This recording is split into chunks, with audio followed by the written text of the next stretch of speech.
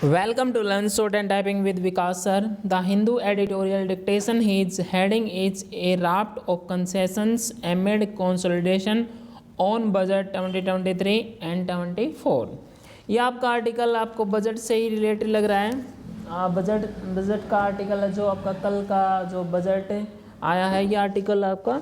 और कुछ इसमें बहुत सारे ऐसे पॉइंट्स हैं जो आपके रिटन टेस्ट के लिए भी, करंट अफेयर के लिए भी, या आपकी कुछ वर्ड ऐसे हैं जो आपकी वोकैबुलरी के लिए भी काफ़ी अच्छे रहेंगे और आपके आने वाले अपकमिंग स्किल टेस्ट के लिए भी अच्छे रहेंगे। यहाँ पे राफ्ट का यहाँ पे मीनिंग क्या होता है? राफ्टिंग जैसे करते हैं ना, नाव। ए राफ्ट ऑफ कंसेशन मिला है, मतलब raft and amid consolidation on budget 2023 and 24। इस आर्टिकल को हम डिक्टेशन करेंगे at the rate 80 to 100 word per minutes. Be ready, style.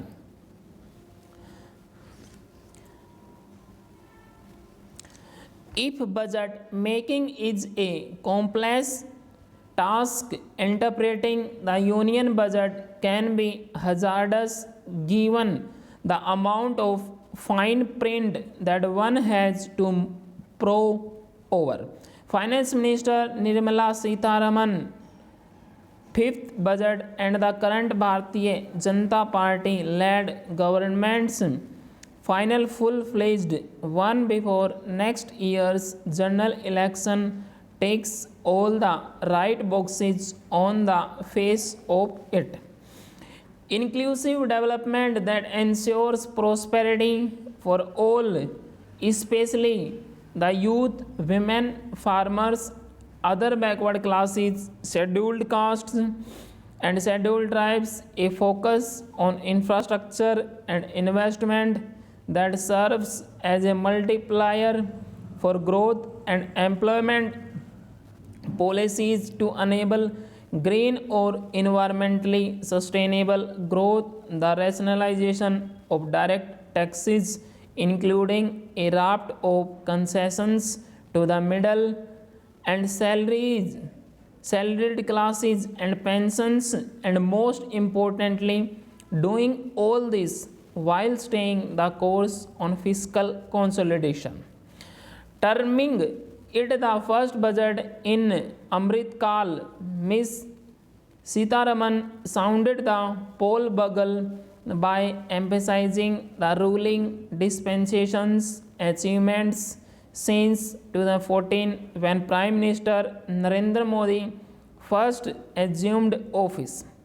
Per capita income, she said, had more than doubled to 1.97 lakh as a result of the economy's growth to being the world's fifth largest, and the government's efforts to ensure a better quality of living for all. She also cited an increase in formalization of the economy and the widespread adoption of digital technologies, especially in the payment sphere, as their significant achievements. Next para. While an eye on India at 100, the budget proposals Ms. Sitharaman said were aimed at actualizing a technology-driven and knowledge-based economy with strong public finances and a robust financial sector, emphasizing that the economic agenda for achieving this vision would, among other things, require a focus on giving a strong impetus to growth and job creation. The minister laid out her budget proposals that were heavy on this government's trademark acronyms describing the various schemes, but relatively light on details.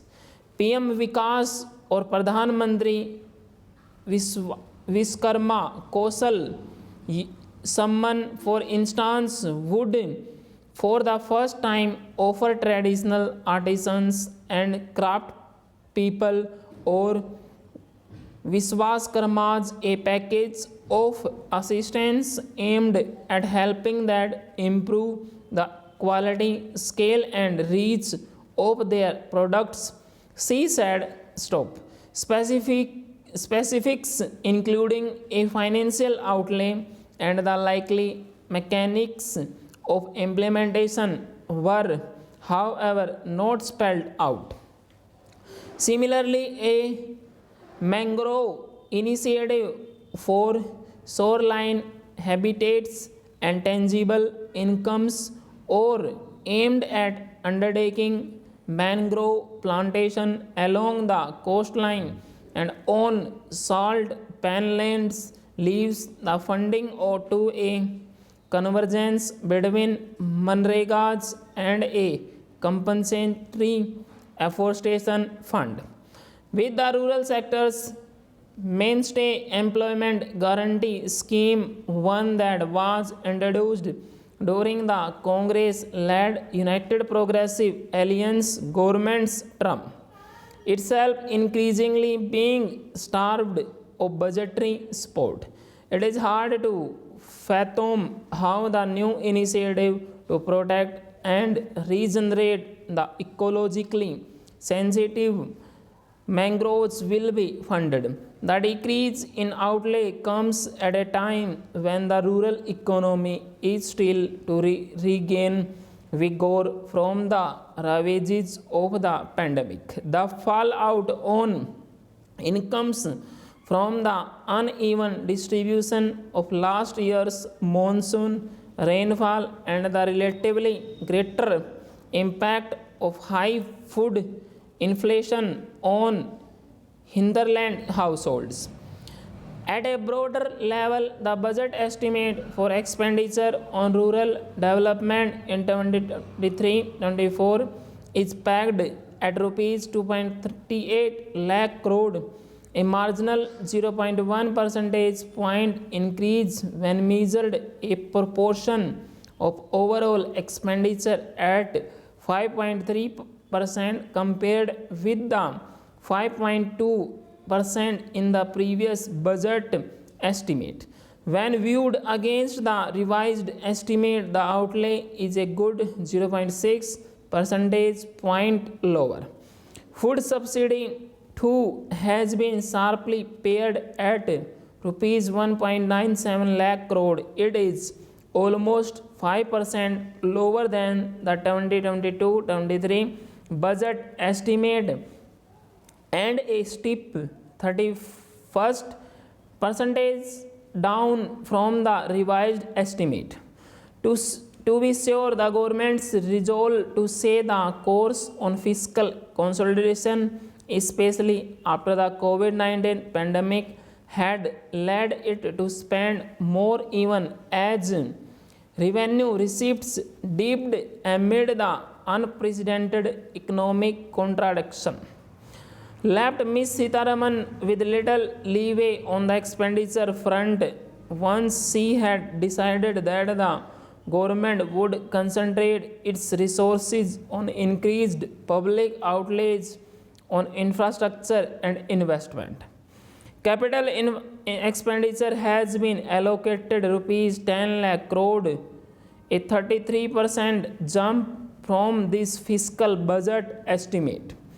If one adds the almost rupees 30.7 lakh crore set aside for grants in aid to states for the creation of capital assets, the minister's laudable intent to apply the force multiplier of government capital spending as the primary level to spur economic activity becomes clearly evident.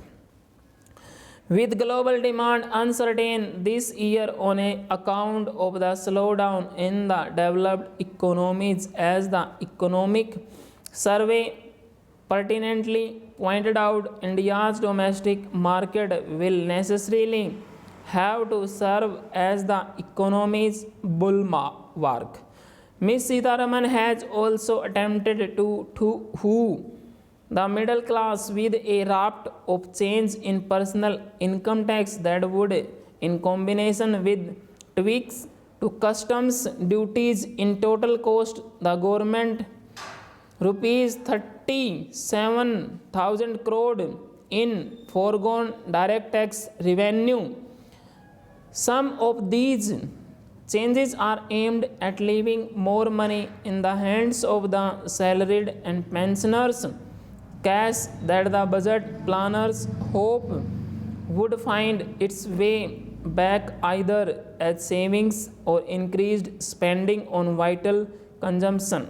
The biggest beneficiaries of the income tax changes, though, are likely to be those in the highest income bracket, where the effective rate has been cut by 30.74 percentage points, reinforcing a perception that this government bets for the affluent. Full stop.